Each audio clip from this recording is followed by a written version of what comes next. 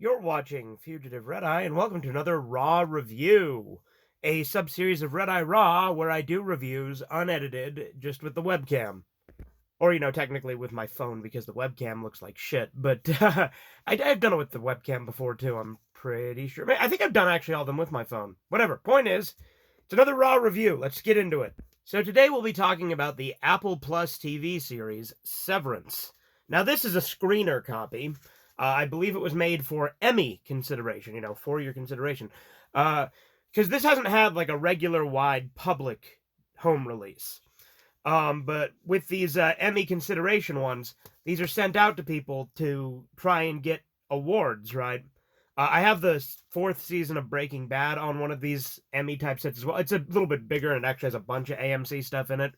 But these Emmy consideration discs obviously were not made for the public, but every once in a while they do turn up on eBay, and that's when you can get them. You can get DVDs of shit that otherwise didn't have a DVD. BoJack Horseman has DVDs in the same way, at least for the first season. Now, I went into this show completely blind on the premise, because I was watching it with my friend Rem, also known as the Pitcher from Sergeant Friends, also known as Theron, if you guys couldn't put two and two together with who this person is multiple times. But, interestingly, he refused to tell me a single thing about the show until after we watched the first episode. So this is your one and only warning that I will be mentioning the premise, because I do think it is interesting to go into the first episode blind because of the way that the plot is revealed. I'll also probably get into more spoilers later in the review, but for now, I'm mainly going to be describing the premise and what the first episode is about. The first episode begins with a red-headed woman in a blue dress, face down on a table with a speaker in front of her. The speaker keeps telling her that she needs to take a survey if she wants to get out of that room.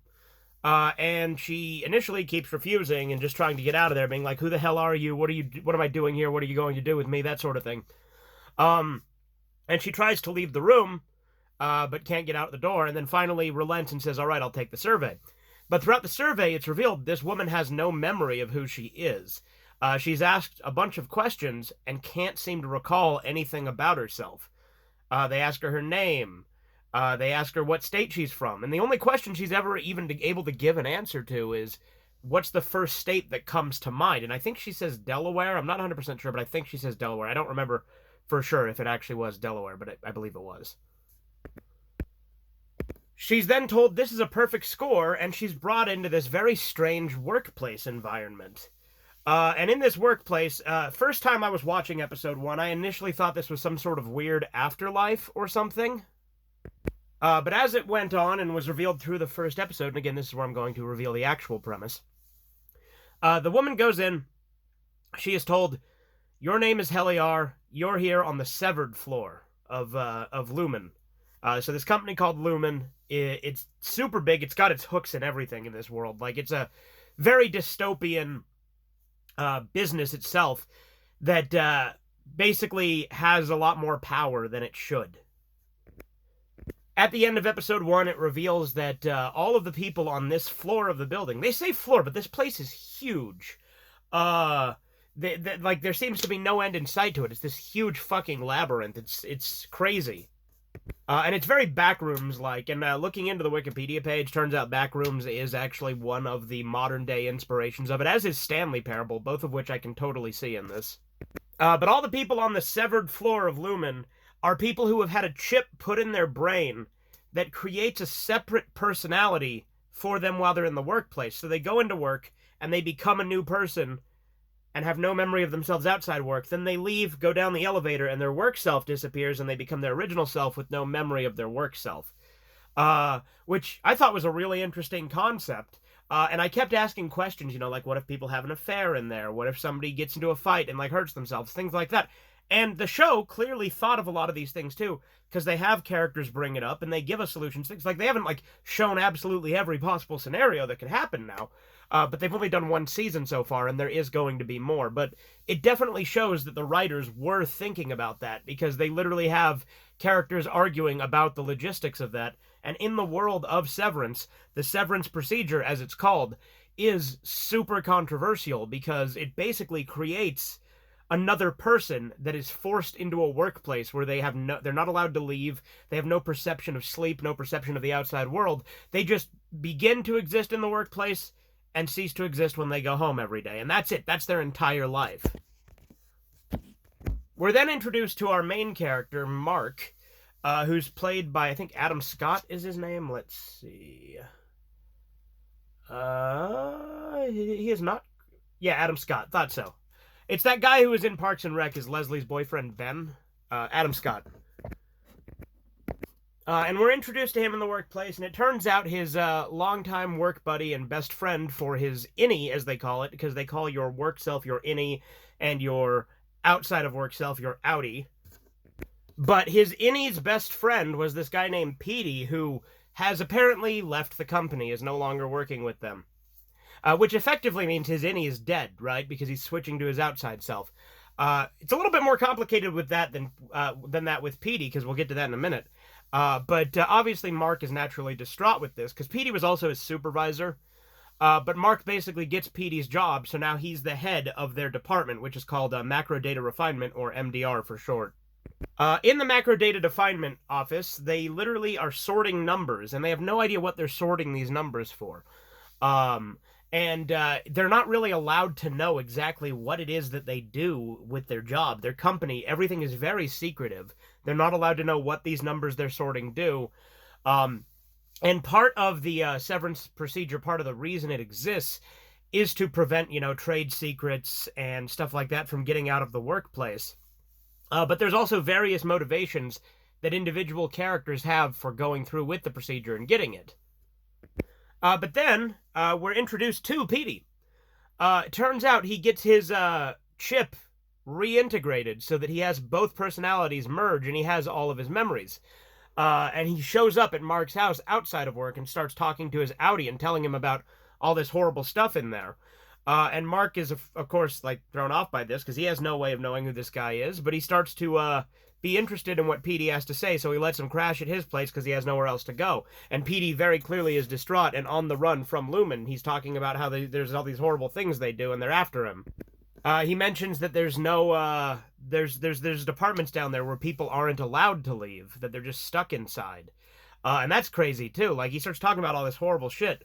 But as you go to watch this series, you see that this company's really freaky. They have a lot of weird cult-like stuff where they have these weird rules and basically chants that they have to do, and they have these handbooks that are culty shit where they talk about Keir Egan, the founder of the company. The company's owned by a family, the Egan family. It's been in their family for years, and that will come up later when I start talking about the season finale as well.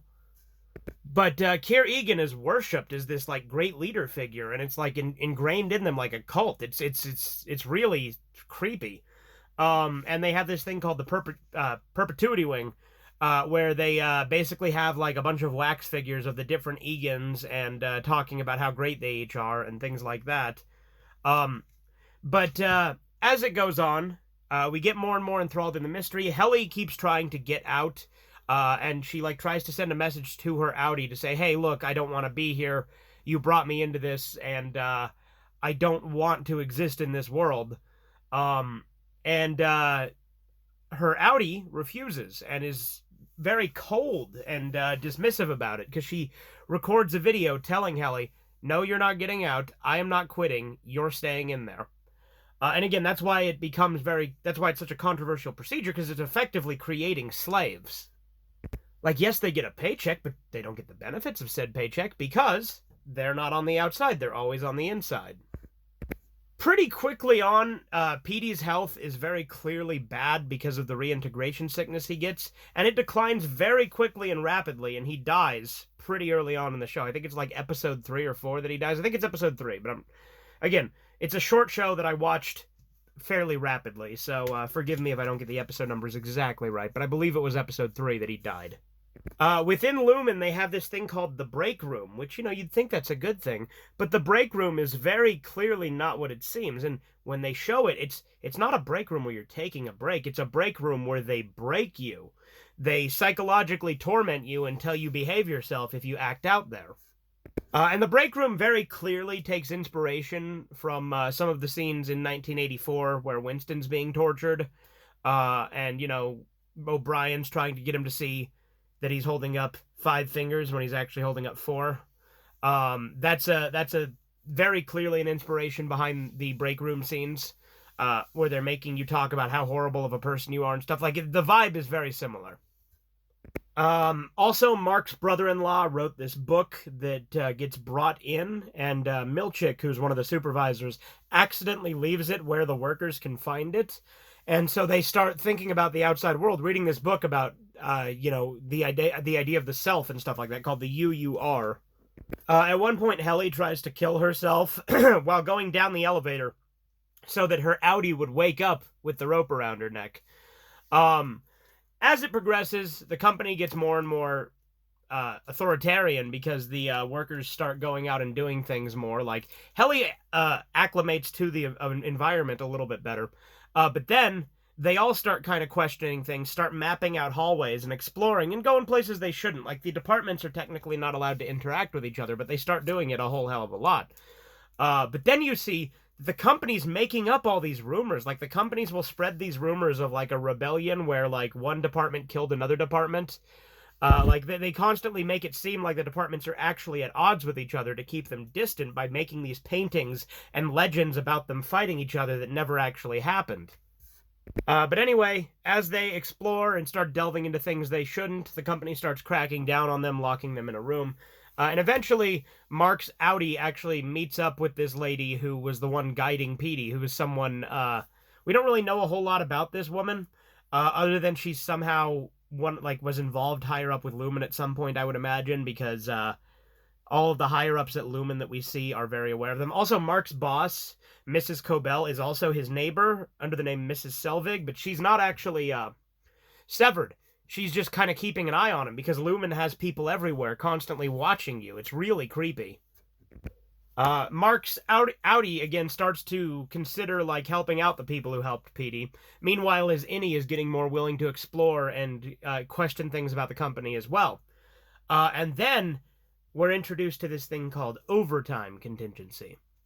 Overtime contingency is the ability to awaken an innie outside of work. So to just activate your work self on the outside for if they need to for whatever reason. So for instance, Dylan actually steals this picture when they're at one of the other departments, and he's awoken at home. And Milchick's like, "I need to know where you put it." And then Dylan sees that he has a son, and he's like, "What the fuck?" Because obviously they know nothing about themselves. Anyway, then it goes back to his Audi, and then when they're back in work the next day, Dylan's like, "What's his name? Tell me his name," and because he wants to know his son's name. And then Milchick won't tell him. They have a little music dance experience because they have all these incentives that are like this shit to try and placate them to make them like not rebel and stuff, and they're all really funny. Like, there's music dance experience, waffle party, and waffle party seems to involve this weird thing where these people dance in these weird skimpy outfits and these weird animal masks. It's really bizarre. Like I said, it's very culty, like everything about this fucking company is. Dylan freaks out with this new information and then attacks Milchick and then tells all of the others in his department, being Mark, Helly, and then Irving. Irving is an older guy played by that guy from Transformers, the one, like, government agent guy who, like, takes them. He's also in The Big Lebowski. But Irving's an older guy who's been there for years and years. He's also gay, and he has a love interest in Christopher Walken, and that's kind of cringe at times, but it's overall, like, it is kind of charming, too, the characters. It's kind of funny, to be honest. And the fact that Christopher Walken's character, Bert, is retiring, which means his innie would effectively die, is also a factor that makes Irving decide to actually help the others use this overtime contingency, because that's a plan they come to, is they're going to awaken themselves and see the outside world for the first time. Anyway, as they plan that out, because Bert's going to retire, and now Irving's pissed off about it, because Irving, for most of the show, is very devout to the company. He's very indoctrinated into the stuff they want him to think. But seeing this guy that he has a gay crush on effectively dying is enough to be like, no, fuck this, let's burn this place to the ground. And anyway, after that, they plan out the overtime contingency. And they all awaken on the outside. This is the season finale, right? Like, they awaken in episode 8. There's 9 seasons. And then episode 9 is, like, the climax to that. As they all awaken, we find out a little bit more. We find out that that Irving is just constantly painting the same hallway, which is one of the hallways from the building. So, like, subconsciously it's still there. And he has, like, a list of all the severed employees and maps to their houses. Like, it makes me really curious what they're going to do with Irving's Audi in season 2. Because season 1, most of the time you only saw Mark's Audi. You don't see the others until the final episode, effectively. Well, the final 2 episodes, really. But, well, and we obviously saw Dylan's life a little bit, just because his son in that scene. But anyway, we actually have never seen Dylan's Audi, though. We've just seen Dylan in the place of... Well, no, we saw Dylan's Audi because he switched back because Milchick went and talked to him to tell him, hey, I need to awaken you from work. But anyway, as they all awaken, Dylan stays behind and awakens all the others because they need someone to actually activate the overtime contingency. And the security guard actually gets killed by that lady who was helping Petey, and then she gives Mark's Audi the access card, and he takes it in, and he starts using it for part of his plans. So, like, Mark is basically working in conjunction with his Audi, even though neither of them know what the other is thinking or planning. But they're basically working together as part of this plan. So Mark awakens, as is Innie. He accidentally refers to Mrs. Cobell by her work name, Mrs. Cobell, and she figures out it's him. And so the final episode is this really tense climactic thing where she's trying to stop them, because turns out Helly is actually an Egan. She's one of the fucking owners of the company. She's the heiress to the Lumen company. And she was severed in order to show that it's not a bad thing, because there's all these anti-severance activists. She was severed to try and quiet that and say, see, I wouldn't ask you to do anything I wouldn't do myself. And so that's why she forced herself to stay in there, effectively. But as it's going on the outside, Hallie's supposed to give this big speech, so she's like, I'm going to go expose the company. And meanwhile, Mrs. Cobell is like, no, I've got to stop her now. I can't let her do this. Which is funny, because Cobell was just fired by the board, which, by the way, the board... We only hear their voice once, but typically it's a speaker, and we never see them. And we hear one guy on the board actually acknowledge that she is fired once. Like, most of the time, she's not even allowed to hear them talk. They have to go through a proxy. This lady who's got an earpiece who constantly talks to them. Anyway, they all awaken, and it's this big race to try and stop them with Cobell. Again, I think Cobell's trying to get her job back by stopping them. And then Milchick also finds out, and he's trying to go into the room to stop Dylan to make it turn off. But as they're all going through, Helly starts giving her speech and actually starts revealing that the company's bad, that they get tortured inside. And then, you know, Mark also finds out, like, he had a girlfriend that he thinks died, but it turns out she's literally just in the company. Like, they clearly faked her death and are forcing her to stay in there under a new identity. As this psychologist who does these weird mental manipulation things to make you just accept life in there. They call them wellness checks. And then Mark's Innie on the outside, it revealed to his sister who he actually is. And then he's like, wait, she's alive, and then turns off because Milchick finally gets to him and tackles him. Helly gives part of her speech. And so it's left on this really climactic cliffhanger that I'm like, you're wondering what's going to happen. Like, things are clearly going to get a lot worse for their Innies in season 2. Anyway, this show I thought was really great. The gay stuff was a little weird, I'm not gonna lie. But overall, I really liked the characters, the interesting dystopia of it, the fascinating intrigue and mystery that the show has. It constantly draws you in and makes you wondering what's going to happen next. And it's a really fascinating concept, having your brain partitioned like that. Like, it's a really interesting... and unique experience that's a really interesting way to watch a drama. It's a mystery, it's a thriller, it's a dystopia. It's really cool. I really enjoyed this show, and I'm absolutely looking forward to season 2. Season 1 came out in 2022. due to all the fucking writers and actors strikes and bullshit. That's why season 2 has been delayed so long. But I'm running out of time to record on my phone. Overall, I really like this show. It's one of my favorite dramas. If you haven't seen it, it's really good. It's on Apple TV Plus. Like I said, I got this on eBay. But I'm going to go ahead and end this and upload this video. I hope you enjoyed. Have a good one. Toodles.